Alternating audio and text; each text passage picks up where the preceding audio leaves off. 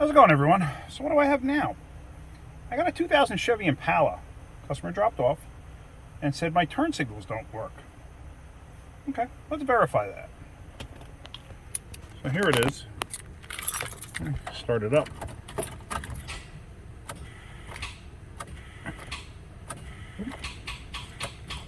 I think we got a bad battery also. Is it possible bad batteries causing this? Absolutely. This thing also has an alarm system in it, and the alarm system's flashing. Now it just stopped flashing. Let's hook a jumper box to this and see what happens. I haven't done anything with this car yet, so this is all new to me. Alright, so here we go. Here's our Chevy Impala with the trusty 3.8. Good motor. Excellent motor, actually. Just about bulletproof except for some intake issues. So we're going to hook our booster pack up.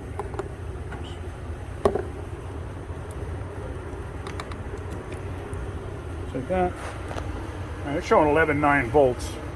Let's turn the booster pack on. Now let's start the vehicle.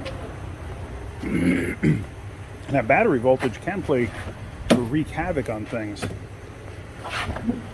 Let's see what we got.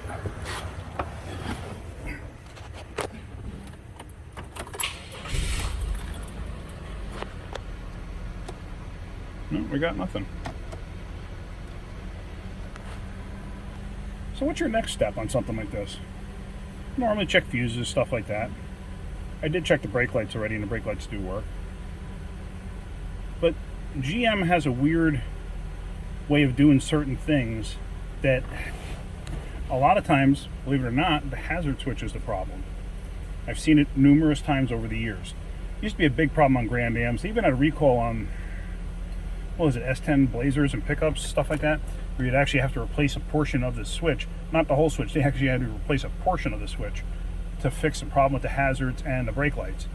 So I'm just curious if that's a problem with the hazards. Let's hit the hazard button and see what happens. All right, so hazard button's here. Did you see that flash? I don't know if it could show up on the video because it happened so quick. Let me try pressing this slowly and see what happens. Oh, there you saw a flash, right?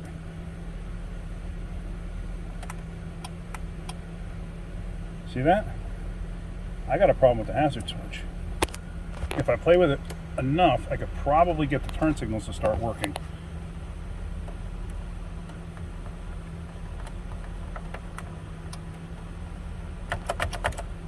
Sometimes, if you shut the car off, and I don't know the reason behind this, and turn the key back on, and then hit, yeah, it's not doing it. I'd be willing to bet this problem is the hazard switch. Absolutely willing to bet.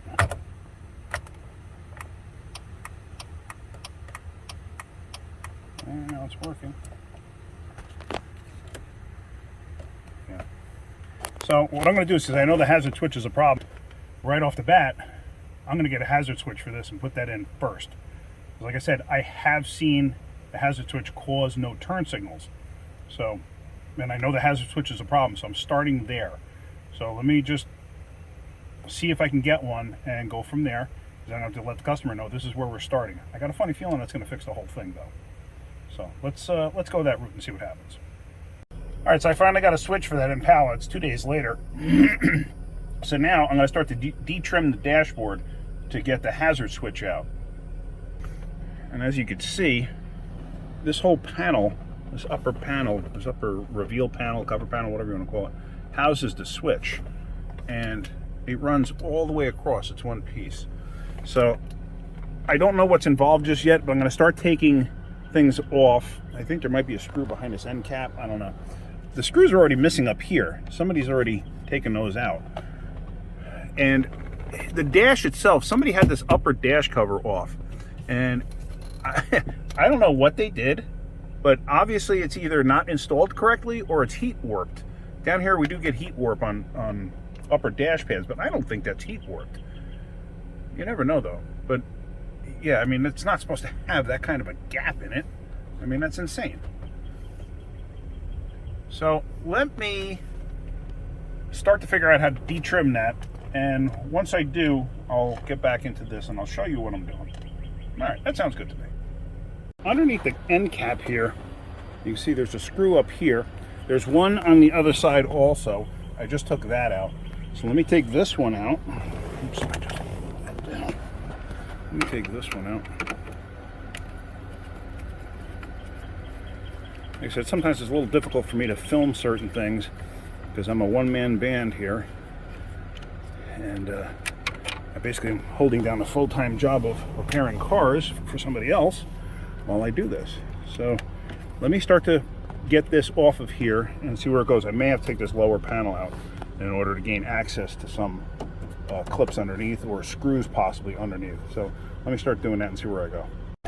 I had to drop the lower trim panel, and look at all that nice wiring in there from an aftermarket alarm. One of the reasons I hate aftermarket alarms, just junk. So, but anyway, so I got the screw out of the end cap. I was able to pull this thing forward. I could see the locking tabs, one there, and then there's one underneath on the other side. So I'm going to try to get in there with a pick and see if I can't pop it, because this thing actually pulls through this way.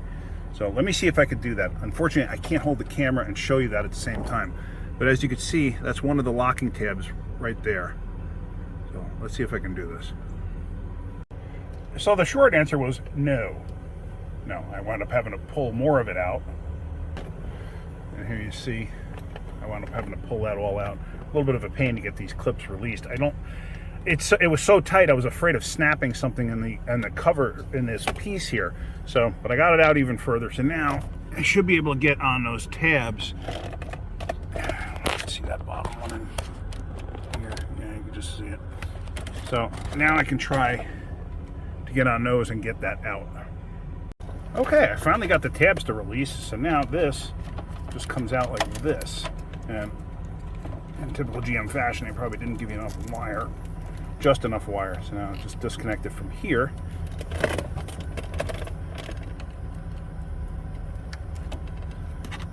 Like that. Oh, I pop it off. So now here's the new one. Let's just plug this in first before I go any further.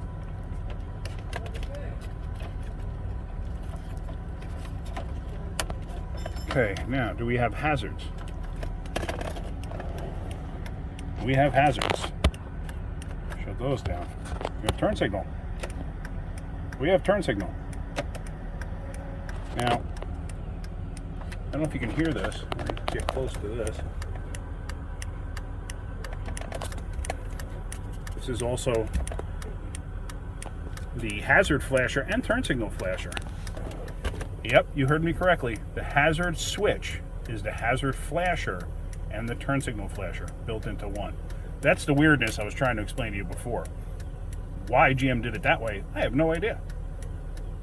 But yeah, it's a built-in flasher for both turn signals and hazards. All right, so now let me put this beautiful mess back together. Anything special? Oh, it's still running. The keys are out. And if you look really close, you'll see in the center of that, see that? A nice big lag bolt holding it up into the dash. Is that lower trim panel that keeps all of that mess of wiring hidden. That lower trim panel, I guess it couldn't hold the weight, and all the tabs are snapped off of it because it just basically snaps in place. So they ran a big lag bolt into it. So, all right. Anyway, I just thought that was kind of funny. So let me get this trim stuff pulled back together, and then we should be just about done. Got to remember too, this thing needs a battery, but I'm not sure if the customer wants to put a battery in it. Whatever. You can pay me for a tow later. All right, let's get this back together. All right, so there we go. Back to the way the customer brought it to me. It's so humid here. I don't know if you can see this. I've had it running with the AC on. You see all the condensation there? That's how humid it is. Just the AC blowing through the vents. All right, so yeah, so we're all good. We got turn signals. We have hazards. Yeah, so we're all good. All right, hopefully you got something out of my video. If you did, hit that like button. If you could, please subscribe. All right, everyone, have a great day. Keep wrenching.